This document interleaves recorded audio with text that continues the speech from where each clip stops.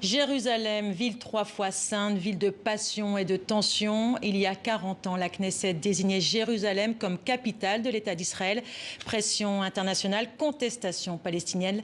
Qu'en est-il aujourd'hui? Avec nous, pour en parler, Slimane Zeguidour. Bonjour Slimane. Bonjour. Je vous propose tout de suite d'entendre la réaction de Mahmoud Abbas, le président de l'autorité palestinienne. Notre stratégie est fondée sur une lutte qui se poursuivra jusqu'à la fin de cette occupation illégale et jusqu'à la création d'un État palestinien ayant pour capitale Jérusalem, la noble. Alors pour tous, Jérusalem a une valeur hautement symbolique. Pourquoi? Symbolique et nationale, parce que elle est une ville que revendiquent deux peuples qui vivent côte à côte et pour qui elle représente un enjeu national, ou elle représentait en tout cas. Ce qui nous ramène à la loi de 1980. Cette loi a été rendue possible à cause de la victoire de la droite en 1977.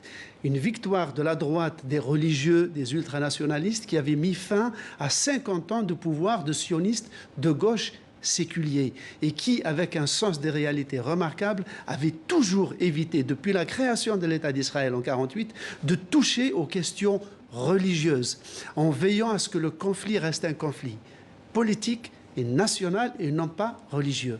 Or, depuis cette loi, qui n'est pas une simple loi en Israël, on appelle ça une loi fondamentale, ce qui veut dire qu'elle vaut la valeur d'un article de constitution. Israël n'a pas de constitution, mais il a une douzaine de lois fondamentales.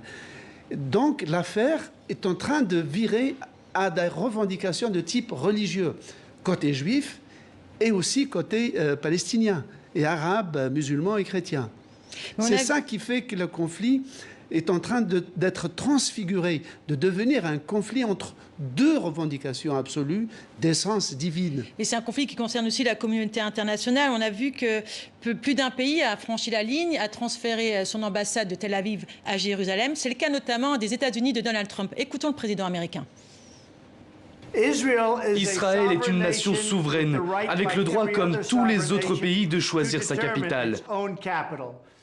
Pendant de nombreuses années, nous avons échoué à reconnaître ce qui était évident, la réalité que la capitale d'Israël est Jérusalem.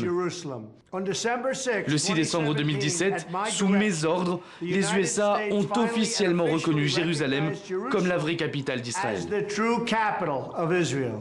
Jérusalem, c'est plus qu'une ville en fait, Slimane, c'est carrément un enjeu diplomatique.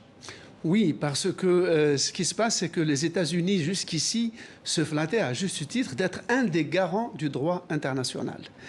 Et le fait que Jérusalem soit un lieu en territoire occupé dont le statut final ne résultera que d'une négociation et d'un traité de paix entre Israéliens et Palestiniens, donc ce sont les États-Unis de Donald Trump qui donnent le premier coup de canif à ce droit international. Et c'est très problématique. Néanmoins, la plupart des grandes puissances, tous les Européens, les Latino-Américains, les grandes puissances, restent sur les résolutions de l'ONU qui considèrent la décision univoque d'Israël comme nulle et non avenue. Merci Slimane pour cet éclairage.